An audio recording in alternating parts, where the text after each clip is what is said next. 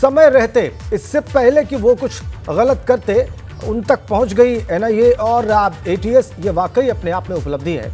लेकिन और क्या पूरे देश से समाचार प्राप्त हो रहे हैं इन रेड्स के बारे में, क्योंकि पूरे देश में एनआईए ने इस तरह की रेड्स की हैं। अविनाश तिवारी दिल्ली से हमारे साथ कनेक्ट हैं, वो हमें इस बारे में और जानकारी देंगे। अविनाश, बताएं क्या मालूमात आपको हासिल?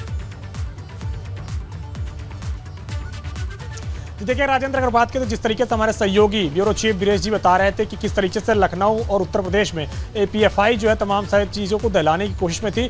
एनआईए जब भी कोई जांच करता है राजेंद्र, तो मैं बता देता हूं कि वहां पे टेरर लिंक जब होता है तब एनआईए जांच करता है। जब तक टेरर लिंक नहीं प्रूव होता या कोई ऐसे इनपुट नहीं होता, तब तक एनआईए जांच करने के लिए नहीं जाता है। तो जाहिर तौर से बात है कि पीएफआई के अगर 110 ठिकानों पर छापेमारी हो रही है 11 राज्यों में, तो पीएफआई के लेकर के टेरर लिंक मिला है, तभी एनआईए इस तरीके से छापेमारी कर रही है। गृह मंत्री अमित शाह ने भी अपने आवास पर उच्च स्तरीय बैठक की है, जिसमें गृह मंत्रालय के अधिकारी शामिल रहे हैं, गृह सचिव शामिल रहे हैं और एनआईए के डीजी शामिल रहे हैं, जिसमें साफ तौर पे बातचीत की गई है कि किस तरीके से जो लिंक मिल रहे हैं उससे क्या इनपुट आ रहे हैं और क्या कुछ इनकी मंशा थी। अगर आगे बात करें तो गृह मंत्रालय आगे पीएफआई पर जिस तरीके से तमाम तरह सबूत निकल रहे हैं, इस पर आगे बैन करने को लेकर के विचार कर सकता है। और लगातार गृह मंत्रालय इस बात को लेकर के तथ्य भी जुटाता रहा है कि क्या पीएफआई देश विरोधी कार्य करती है और देश के अंदर जिस तरीके से तमाम जगहों पे, चाहे वो हिंसा फैलाने की बात हो, चाहे जिस तरीके से अगर बात करें देश के कई जगहों पे उपद्रव फैलाने की बात हो, कई जगह पे पीएफआई के लिंक का जिक्र आया है। उत्तर प्रदेश में अगर बात करें तो हाथरस का जिस तरीके से कांड हुआ था,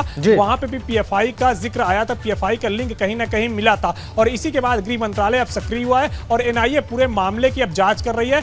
11 राज्यों के 110 जगहों पर अगर बात करें तो छापेमारी की गई, इसमें अब तक 106 लोगों को गिरफ्तार किया जा चुका है। उत्तर प्रदेश में 8 लोगों को गिरफ्तार किया गया है, दिल्ली में 3 लोगों को गिरफ्तार किया गया है, केरला में 20 लोगों को गिरफ्तार किया गया है, तेलंगाना में गिरफ्तार किया गया। तो कई सारे राज्यों में जहां पे छापेमारी चल रही है एनआईए की, वहां से लोगों को गिरफ्तार करने का काम किया जा रहा है। हालांकि पीएफआई ने अपनी ओर से बयान जारी करके ये साफ तौर पे कहा है कि हमारा इस तरीके का कोई लिंकेज नहीं है, हमको बदनाम करने की कोशिश है। लेकिन एनआईए तफ्तीश कर रही है और सारे इनपुट इस वक्त जुटा रही है और गृह मंत्रालय के जो तमाम तरह उच्च अधिकारी हैं वो सीधे नजर बना के रखे हुए हैं। खुद एनआईए के डीजी लगातार ब्रीफ कर रहे हैं गृह सचिव को और गृह सचिव ब्रीफ कर रहे हैं गृह मंत्री को। तो पूरे इस अगर जो छापेमारी चल रही है इसको लेकर के गृह मंत्री खुद लगातार निगरानी रखे हुए हैं। ठीक है, वाकई टॉप से इसको मॉनिटर किया जा रहा है, शीर्ष से इसकी निगरानी की जा रही है। वाराणसी जो कि प्रधानमंत्री का लोकसभा क्षेत्र है, वहां भी 2 गिरफ्तारियां हुई हैं आज एनआईए के द्वारा। अब आपको वहीं लिए चलते हैं नीतीश पांडे, वहां से हमारे साथ जुड़े हुए हैं। नीतीश, वाराणसी के किन इलाकों से किन की गिरफ्तारी हुई है, इनके पास से क्या मिला है, सब कुछ तफसील से बताएं। राजेंद्र जी, 2 थाना क्षेत्रों में अगर बात करें, जैतपुरा और आदमपुर थाना क्षेत्र में 2 लोगों को गिरफ्तार किया गया है। एटीएस की टीम बड़े ही गुप्त तरीके से काशी पहुंची और काशी पहुंचकर अपने ऑपरेशन को अंजाम दिया और उन्हें यहां से लेकर लखनऊ रवाना हो गई। ये जो 2 सदस्य थे, सूत्रों के हवाले से मैं आपको बता दूं कि इन दोनों सदस्यों के पास से नक्शे बरामद हुए हैं। सूत्रों के हवाले से खबर है राजेंद्र जी, नक्शे बरामद हुए हैं। इसके साथ ही इन्होंने रेकी भी की है, ऐसी भी सूत्रों के हवाले से खबर है।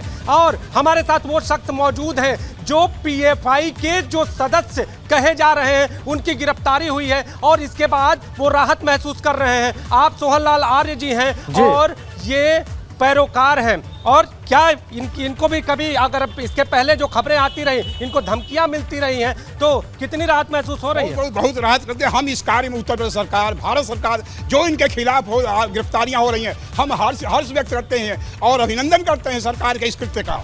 सोहन लाल जी, आप लोगों को भी धमकियां मिल रही थी, तो क्या आशंका थी, कहीं डर सता रहा था? नहीं, डर तो नहीं सता, डर नहीं सता, लेकिन इन लगता है राष्ट्रद्रोही संगठन के खिलाफ कार्रवाई अवश्य होनी चाहिए और आज कार्रवाई हुआ, हम हर्षित हैं। आप हर्षित हैं? हाँ। अच्छा, पीएफआई का जुड़ाव किस तरह से था? आप लोगों को धमकियां जिस तरह से मिल रही थी, आप लोग भी आशंका जता रहे थे, क्योंकि यहाँ पर जिस तरह से एक बड़ा मामला भी है, कोर्ट में सुनवाई भी चल रही थी, तो इसमें क्या लग रहा है? दरअसल पीएफआई पूर्णतः राष्ट्रद्रोही संगठन है और यह राष्ट्र के खिलाफ जो भी रहते हैं उनको हटाने का कार्य, उनको जो है निस्ताबूद करने का कार्य करता है। निश्चित यह जो कार्य हुआ यह प्रशंसनीय कार्य है, हम इस कार्य की भरपूर जो है। राजेंद्र जी, से खबर है कि जो 2 लोग पकड़े गए हैं, आने वाले दिनों में जो त्योहारी सीजन आ रहा था उसके लिए भी प्लान बना रखा था इन्होंने।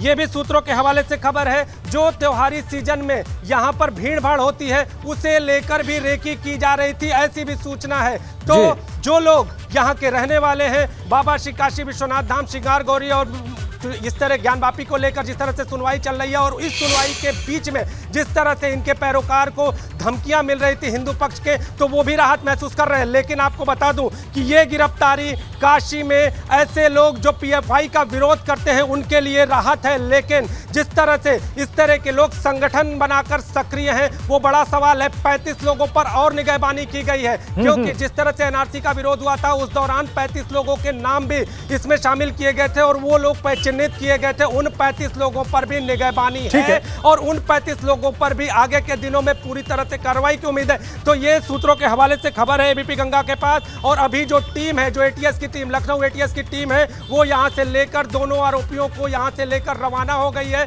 और थोड़ी देर बाद वो लखनऊ पहुंच जाएगी और पहुंचने के साथ जो पुष्ट जानकारियां हैं वो भी सामने आएंगी। राजेंद्र जी, ठीक है, लखनऊ पहुंच जाएंगे और लखनऊ हम चलेंगे क्योंकि लखनऊ में हमारे ब्यूरो चीफ वीरेश पांडे वहां पर जो रेड्स हो रही हैं और आसपास के इलाकों में जो रेड्स हो रही हैं उन सब के बारे में जानकारी प्राप्त करके आपको बताने के लिए बिल्कुल तैयार हैं।